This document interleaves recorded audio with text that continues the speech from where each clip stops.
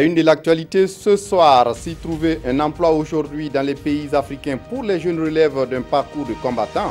Le développement des start-up pourrait être une alternative. Ouagadougou devient pour 72 heures la capitale des start-up africaines et de la diaspora les plus florissantes. Un sommet de haut niveau vient de débuter cet après-midi. C'est une plateforme d'une unique d'opportunités d'affaires, nous dira le président du think tank chargé de l'organisation de cette rencontre. Et puis environ 4000 hommes des forces de l'ordre et de défense sont mobilisés pour la sécurisation du scrutin partiel de dimanche prochain au Burkina. Pour l'état-major de ces forces, tout est fin prêt pour être déployé dans les 19 communes concernées par la reprise des élections. Vous entendrez ces responsables dans ce journal. Dans le journal également, les Coptes d'Égypte très éprouvés par l'attaque d'un convoi de 2 bus qui a fait 28 morts. Le convoi composé de 2 bus faisait route vers un monastère copte lorsqu'il a été la cible d'une attaque par des hommes armés et masqués. Ce sont là les titres du 20h. Mesdames, Messieurs, bonsoir. Ravi de vous retrouver. Mais pour commencer, direction Kosiam, le président du Faso reçoit l'ancien président de la transition au Burkina, Michel Kafando, nommé récemment envoyé spécial du secrétaire général de l'ONU au Burundi. Michel Kafando, à sa sortie d'audience, qui affirme être allé saluer le président du Faso et l'informer de sa mission. Son rôle sera de mener et de coordonner des efforts politiques des Nations Unies pour la promotion de la paix et du développement durable au Burundi. Jean Zongo, Zalissa Sanfo. L'ancien président du Faso au palais de Kosiam. Michel Kafando s'envole pour le Burundi où il a été mandaté par les Nations Unies pour aider les Burundais à sortir de la crise et à se réconcilier. Lever les malentendus entre Bujumbura et New York. Veiller à l'application des résolutions du Conseil de sécurité sur le Burundi. La mission s'annonce difficile. Évidemment, s'agissant d'un dossier aussi délicat, complexe, je n'ai pas manqué de demander au chef de l'État son soutien, ainsi que celui de son gouvernement, pour m'aider dans les efforts que je vais entreprendre afin, si possible, de faire avancer le dossier du Burundi. Mission difficile aussi pour l'ordre des médecins qui veut réussir aussi cette 10e journée. Le temps fort, c'est d'abord la pratique de la médecine au Burkina Faso, la médecine générale. C'est un thème extrêmement important parce qu'il s'agit de ce que les médecins font au quotidien pour soigner les malades. Ça sera passé en revue par tous les médecins pour voir justement quels sont les problèmes, quelles sont les solutions qui peuvent être dégagées pour le bien des populations. Ces journées se tiennent les 1er et 2 juin prochains à Ouagadougou. Après Michel Kafando, c'était au tour de Stephen Letwin, PDG de IAM Gold Corporation, d'être reçu par le chef de l'État. L'entreprise veut s'investir dans le solaire au Burkina Faso et son patron est allé évoquer le sujet avec Rochmark Christian Kabouri. Moussa Ouedraogo, Vincent Tiendrebeo. Entre le PDG de IAM Gold Corporation et le président du Faso, il a été question d'un important investissement dans le secteur de l'énergie. En visite de courtoisie chez le chef de l'État, Stephen Letwin a en effet parlé d'un projet de construction d'une importante centrale électrique solaire au Burkina. C'est un événement spécial pour nous aujourd'hui parce que nous avons posé la première pierre de la construction d'une centrale solaire de 15 MW à côté de la mine de Sakane. On aura une centrale hybride qui sera c'est la plus grosse au monde, qui va contribuer à l'approvisionnement en électricité de Sakane, réduire notre empreinte en gaz à effet de serre et aussi contribuer à l'introduction et à la vulgarisation de l'énergie solaire au Burkina. Selon le patron de IAM Gold, sa filiale et Sakane SA au Burkina se portent bien et espère continuer avec le soutien des autorités nationales et des communautés riveraines à la mine. Après la présidence, Letwin et sa délégation se sont rendus au Premier ministère où ils ont eu des échanges avec le chef du gouvernement. Du solaire, le Burkina Faso en a fortement besoin pour réussir la mise en œuvre de son plan de développement économique et social. Un programme qui vient d'avoir le soutien d'hommes d'affaires belges et des diplomates danois et allemands.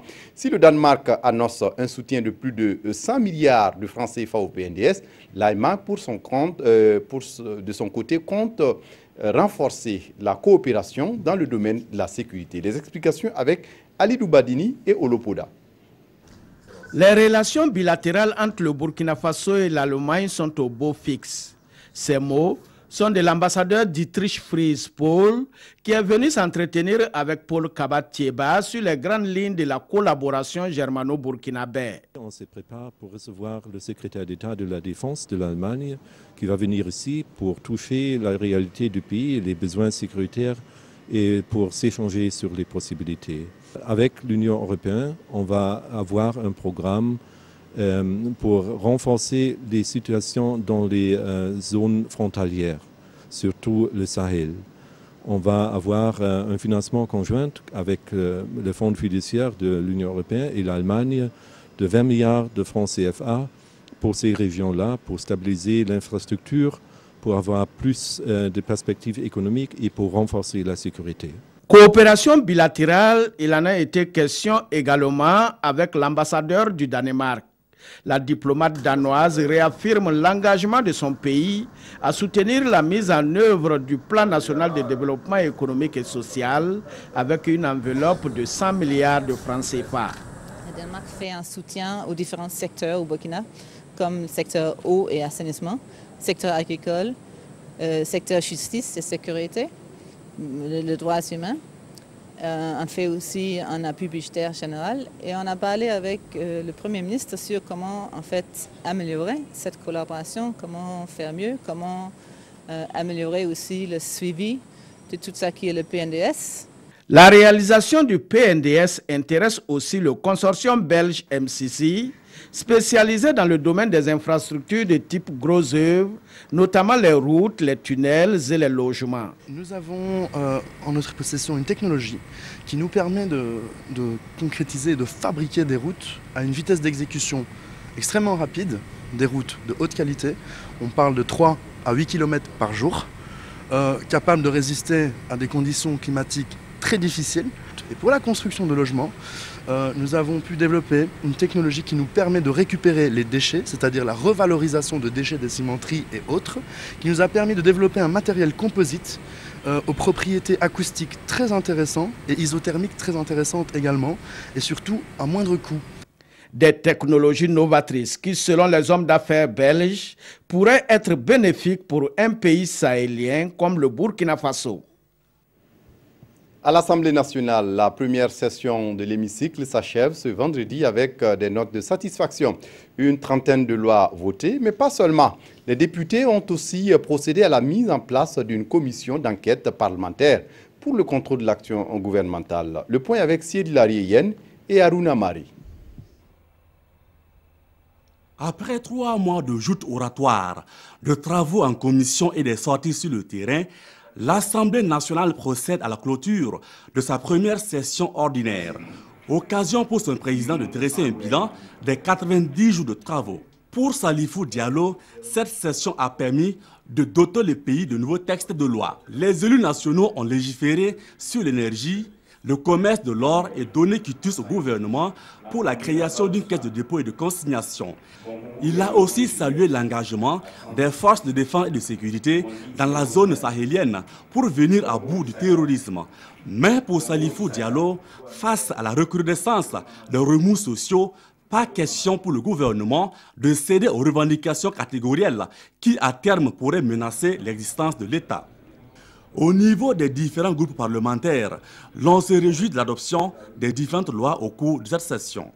On peut dire un bilan satisfaisant dans la mesure où nous avons eu à examiner près de 28 lois, parmi lesquelles ce ne sont pas des moindres.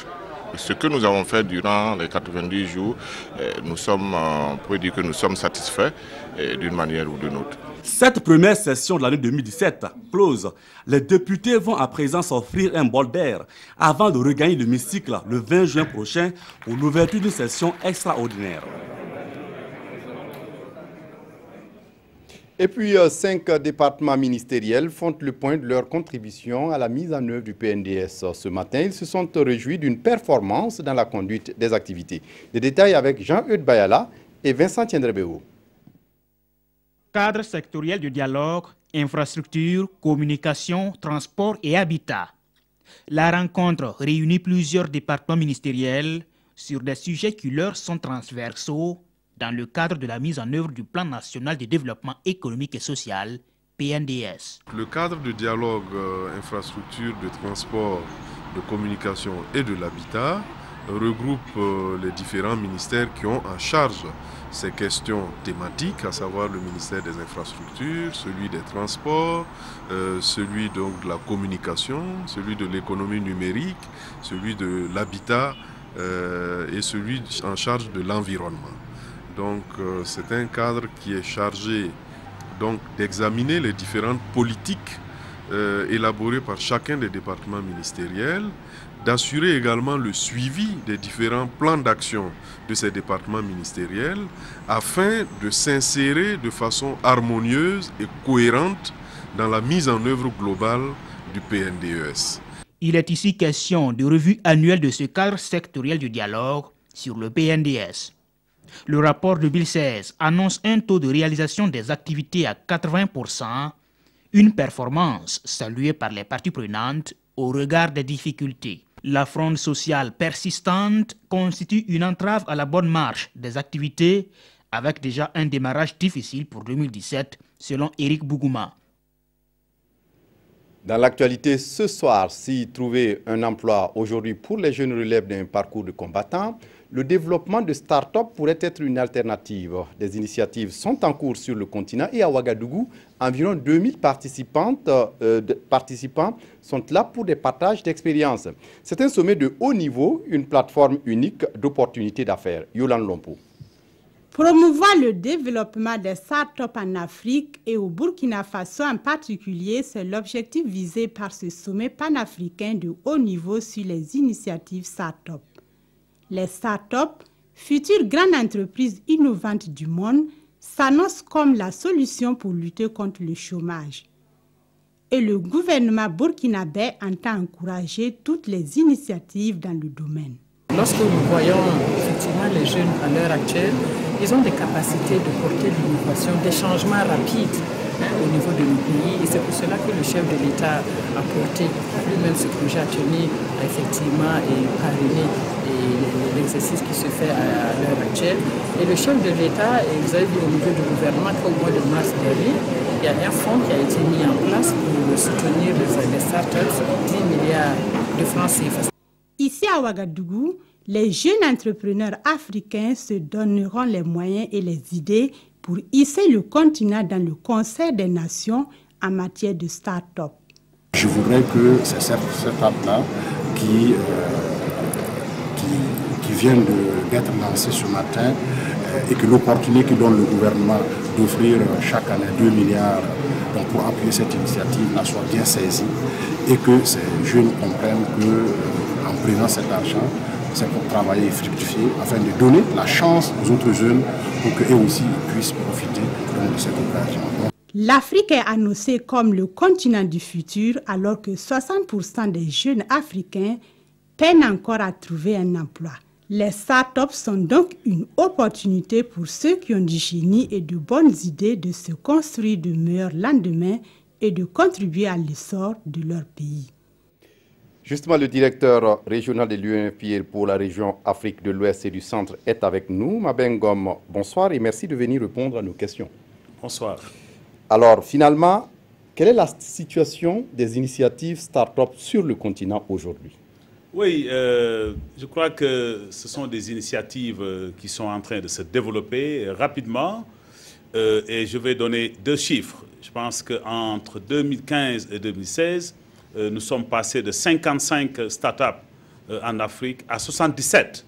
Et aujourd'hui, cette tendance se poursuit. Et avec ce que nous avons vu aujourd'hui ici à Ouagadougou à l'occasion de cette rencontre des jeunes, nous pensons qu'il y a de l'espoir et que nous allons aller vers une accélération de la cadence. Oui, ce sont des jeunes du continent, mais aussi de la diaspora. Mais dans quel domaine, certainement, ils investissent pour ces startups?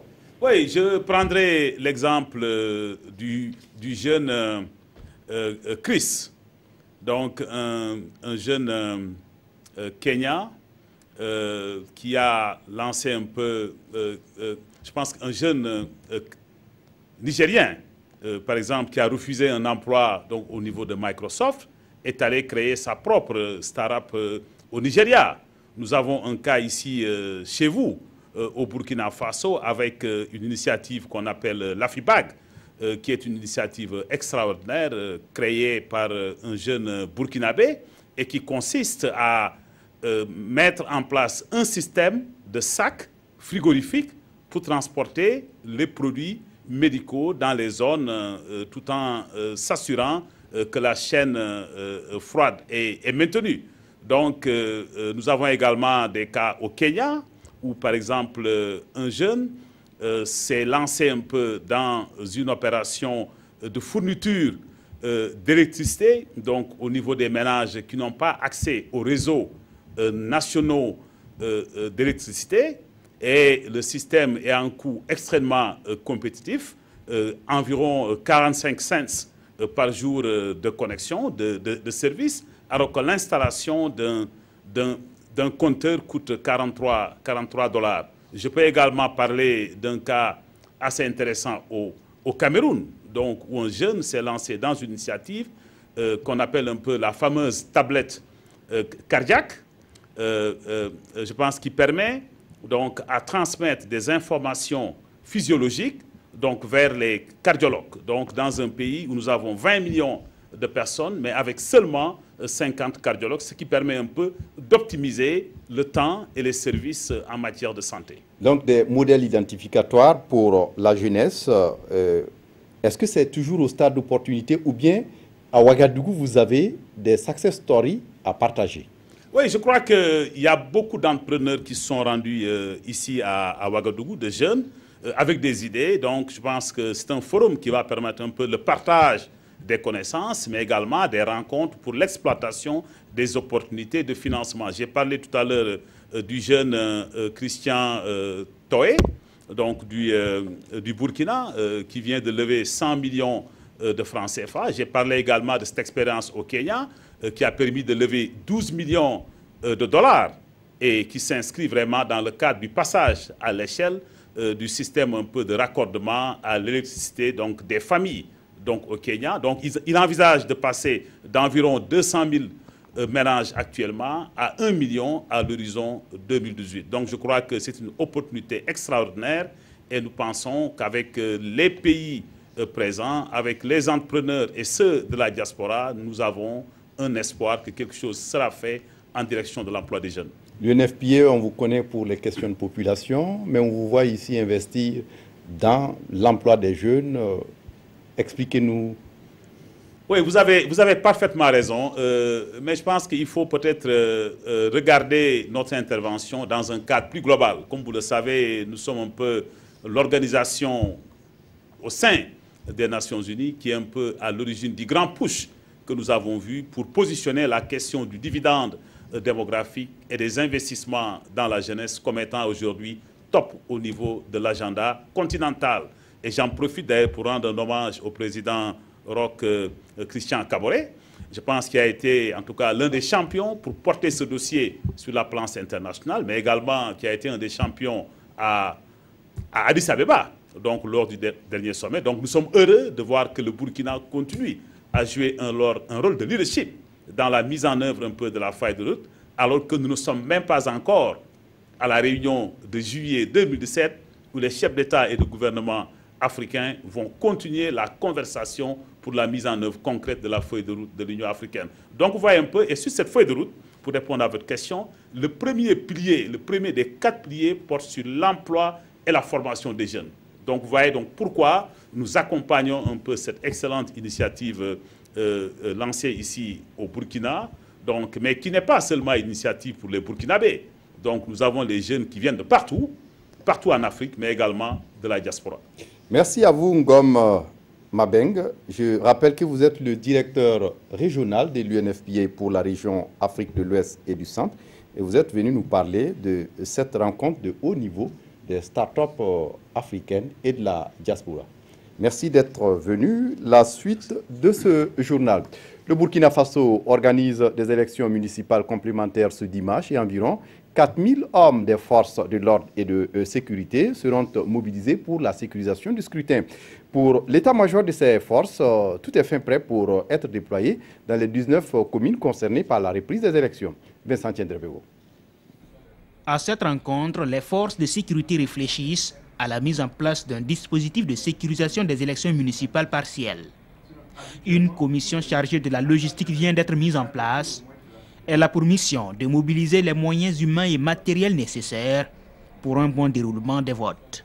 Les moyens mis à notre disposition sont essentiellement des moyens organiques, c'est-à-dire les véhicules que nous utilisons tous les jours et également les véhicules que nous réquisitionnons pour renforcer ce baraque-là, pour faire le travail. Nous sommes autour d'une vingtaine de véhicules pour faire le dispatch. Bon, pendant ces élections, on va essayer de mettre en place un dispositif. C'est sûr que ça va un peu gêner la circulation. Les gens n'ont qu'à nous comprendre, les gens n'ont qu'à collaborer avec les forces de défense et de sécurité pour que tout se déroule normalement. Vous avez la police, la gendarmerie, l'armée, les eaux et forêts, la douane et puis la police municipale. Donc tout le monde est engagé dans ce dispositif. On a au moins 4500 qu'on a déployés. Pour réussir cette mission, les forces de sécurité demandent la collaboration des populations par leur sens de civisme et de tolérance. Et puis le ministère de la Sécurité qui entend sévir contre les détenteurs illégaux d'armes à feu. Le ministère invite les citoyens qui portent des armes à feu sans pour autant posséder des autorisations y afférentes à se conformer à la réglementation en la matière. Il prévient en outre que des contrôles seront effectués et tout contrevenant sera sanctionné. Dans la région du Sahel, le taux d'enregistrement des naissances est faible et l'UNICEF au Burkina vient de lancer un projet ce vendredi pour relever le taux à sensiblement autour de 20%. Le projet est financé par l'Union européenne. Estelle Judith Assogba pour les détails. Au Burkina Faso, le taux d'enregistrement des naissances est de 79,2% en 2015 contre 70,6% en 2009, soit une augmentation de 9 points en une décennie. Mais ce pourcentage cache des disparités régionales, comme par exemple au Sahel, où ce taux est estimé à seulement 40%. Le projet qui vient d'être lancé a pour but de booster l'enregistrement des naissances dans cette partie du Burkina. À partir de l'acte de naissance, vous faites votre passeport, vous faites votre CNIB. Donc vous allez à l'école. On peut connaître votre âge et puis vous soignez. Donc c'est un élément très important. Et j'ai toujours demandé qu'au niveau des mairies et au niveau des tribunaux départementaux, un regard particulier soit accordé à la délivrance de ces actes d'état civil. L'Union européenne et l'UNICEF soutiennent cette action en mettant à la disposition du gouvernement burkinabé une enveloppe financière de plus de 517 millions de francs CFA. Il y a un très gros retard à rattraper, d'où la concentration dans cette région qui, comme vous le savez, est une région très sensible d'un point de vue des statistiques pour les services sociaux. C'est là qu'on a le plus bas taux d'éducation, c'est là qu'on a des problèmes aussi au niveau santé, mais on a aussi les problèmes sécuritaires avec un risque potentiel d'enrôlement de jeunes enfants. Et l'acte de naissance permet de les tracer, de les retrouver et de les réintégrer. Des activités de sensibilisation auprès des communautés et le renforcement des capacités des services d'état civil devront permettre d'augmenter de 20% le taux actuel d'enregistrement des naissances des enfants de 0 à 5 ans au Sahel à l'horizon 2019. Les écoles franco-arabes ont déjà entamé les examens scolaires pour le compte de cette année. Pour l'instant, c'est le certificat d'études primaires qui est concerné. Yolande Lompo. C'est parti pour la session 2017 des examens du CEP franco-arabe. À Ouagadougou, Ouaguia, Kaya, Zignaré, Serdin et Somassin, Ces examens se déroulent simultanément. Ici, à l'Institut Cheikh Adama, centre d'examen numéro 1, les épreuves ont bel et bien débuté avec comme première épreuve la dictée en arabe. L'examen, ça débute bien. Au niveau de l'organisation, je peux dire que ça fait notre 7e édition que nous organisons CP arabe uniforme, c'est-à-dire uni par toutes les écoles franco-arabes au Burkina Faso. C'est grâce à cette association de FAIFA qui a des objectifs bien précis. D'abord, vouloir unir toutes les écoles franco-arabes ensemble.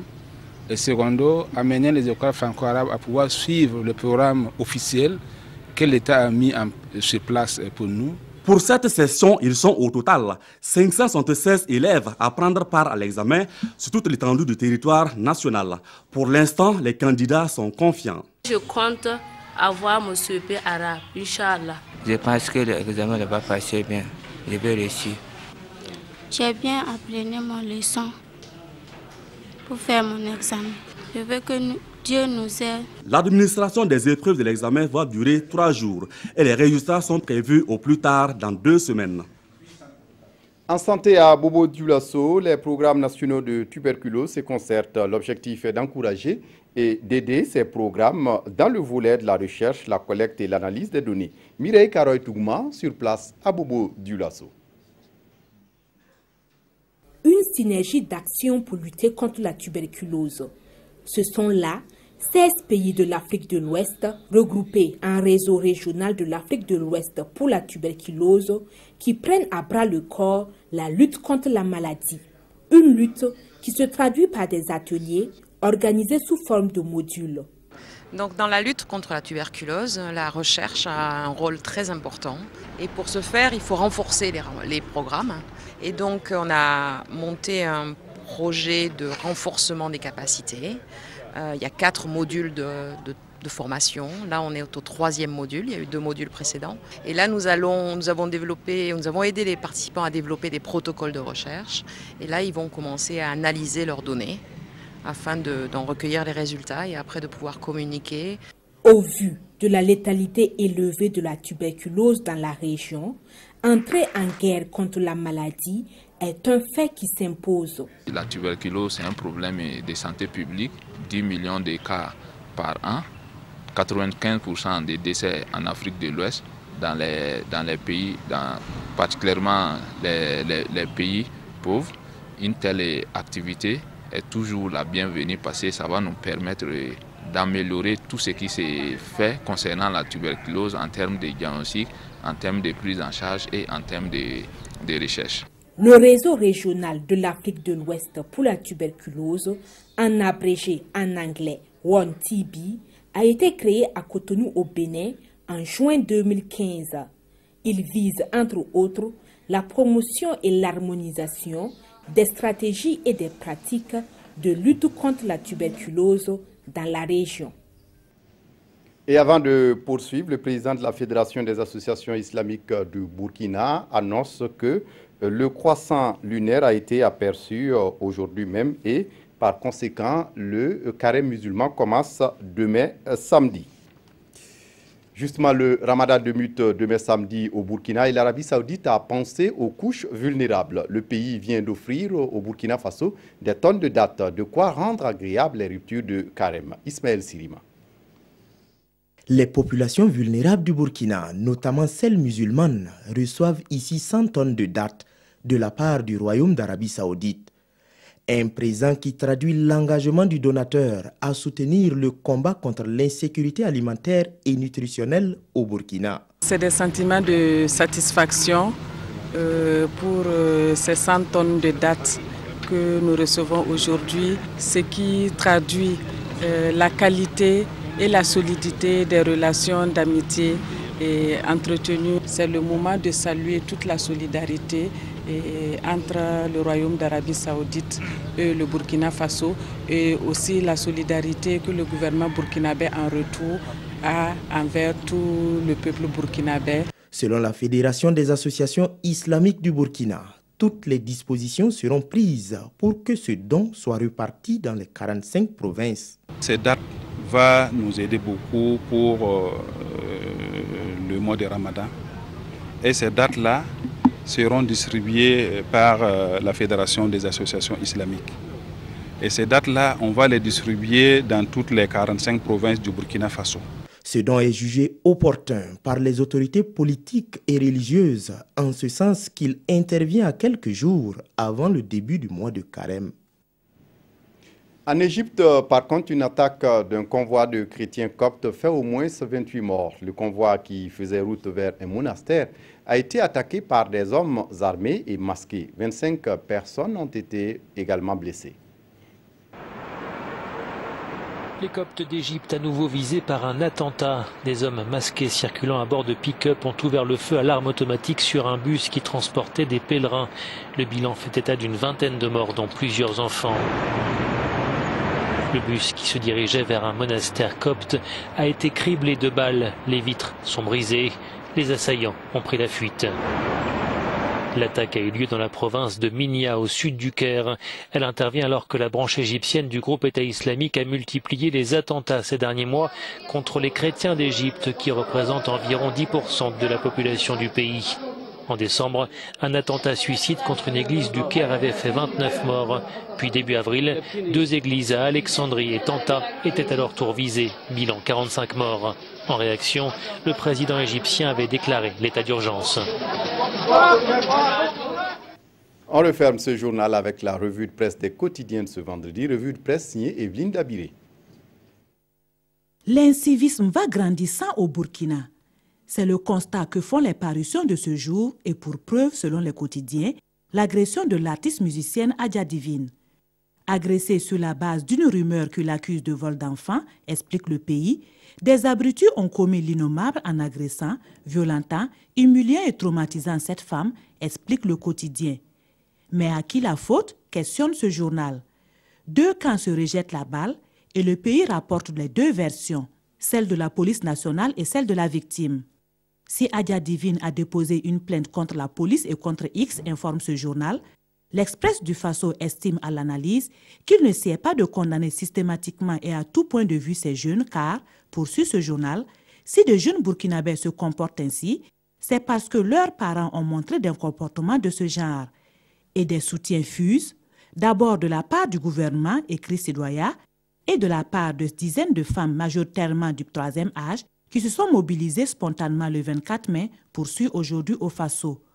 Autre manifestation de soutien, celle des acteurs culturels qui ont annoncé une marche silencieuse pour demain 27 mai, poursuit ce journal. Pour le quotidien, le pays des hommes intègres s'est certes rabaissé moralement depuis belle lurette, mais personne n'imaginait qu'il tomberait aussi bas. Conclusion du journal, le Burkina est au bord du gouffre et si rien n'est fait, c'est le pays qui risque de plonger dans un chaos généralisé. Agression de Adja Divine, c'est malheureusement ça l'état d'esprit des Burkinabés, déplore l'Express du Faso.